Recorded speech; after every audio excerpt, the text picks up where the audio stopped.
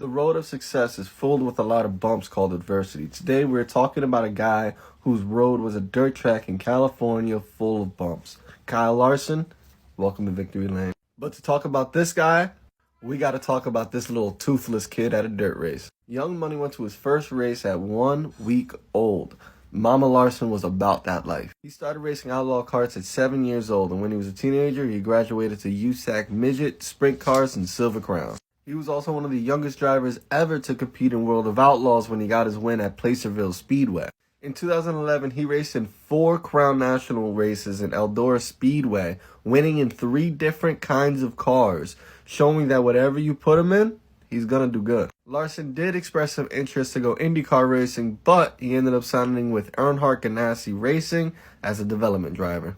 Larson then got moved up to ARCA, and in his first race ever in a full-body stock car, he ends up winning the race with only leading the final lap. Larson ended up winning the championship with consistency. He got 2 wins, 12 top 10s, and in 14 races, beating Corey LaJoie's 5 wins. Larson had a few Truck Series rides, but never full-time. He got sent straight to Xfinity.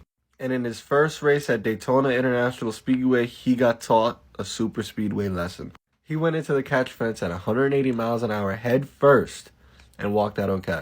After the season finale at Homestead, he even got awarded Rookie of the Year, becoming the first driver from the Drive to Diversity and the first Asian American to ever win Rookie of the Year in NASCAR. And in 2014, it was time to go to the Cup Series. The Gen 6 car was new. Chip Ganassi's performance was subpar, but the loyalty that Kyle Larson showed, he sticked with his guy and raced for him, using consistency like he always does to get Rookie of the Year with numbers comparable to Jeff Gordon and Richard Petty. But Chip Ganassi's performance waned through the year, and in 2015, Larson wasn't able to keep up those same numbers.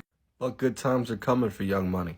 In 2016, the cars were better. Larson was able to battle Matt Kenseth for the win at Dover, racing him very, very cleanly, not taking each other out, and Larson accepting a second place. And at Michigan, Chase Elliott and Kyle Larson battling out for their first win ever. Larson comes out on top. In Fontana, Larson would also beat out Chase Elliott.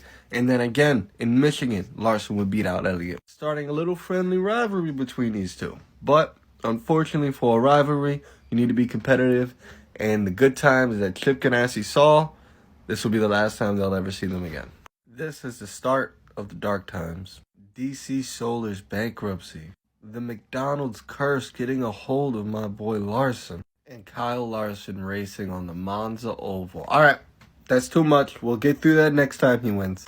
A few weeks ago, I told you guys on the road to success comes bumps called adversity. But I never talked about those bumps. Today, we will. But more importantly, we're going to talk about how you overcome those bumps. Young Money, welcome to Victory Lane. If you don't remember, in the last video, we talked about the prodigy Kyle Larson. When he got his start in racing, all the way up until the Cup Series, all the way to having legit Cup Series success. But now it's time to talk about the dark times. After his stellar year in 2017, Larson was cursed. The McDonald's cars have been in NASCAR since 1972. It has raced in 442 races. It's only won twice. And at this point, it hasn't won in 27 years. And Larson wasn't the one to break that curse. We'll save that for young Bubba Wallace. So in 2018, he went completely winless. But Larson had another sponsor, DC Solar, one of the main funders to Chip Ganassi Racing. They were hoping for a very strong start to the 2019 season, until the FBI raided the CEO's company and put his ass in jail for a Ponzi scheme. This left Chip Ganassi's NASCAR team literally in debt. And you know what's good for debt? A complete lockdown where you can't make any money. You would think the worst part about the pandemic was the lockdowns, the mask, people dying. It was iRacing. Goddamn iRacing. Kyle Larson was playing iRacing, and he said a word that should never be said by anybody, in my opinion. But at the same time, a word that probably everyone has said on the lobby of a video game. McDonald's and Credit One Bank left Kyle Larson. NASCAR suspended him. And even though Kyle Larson showed Chip Ganassi loyalty through the years and subpar equipment, Chip Ganassi left him. Fired him, left him out to dry. But it's okay. He doesn't exist anymore. He sold his team. With no ride, no job, no way to provide for his family, He went back to his roots. The same road that led him to success, he went back to dirt. And he won. A lot. Probably more money than he probably would have ever made at Chip Ganassi. In his year away from NASCAR, he ended up winning 58 times in 86 starts. He defied the laws of racing. Most of the time that he raced, he won. That's not how racing works. He was showing everyone, hey, I'm the best guy in the world that does this. I've just been loyal to a guy with a crappy car. Give me an opportunity. Watch what happens. And on October 28th, 2020, Rick Hendrick saw his opportunity to get the best driver in the world. Rick Hendrick even gave Larson the same scheme that his son Ricky Hendrick used to drive before he passed away.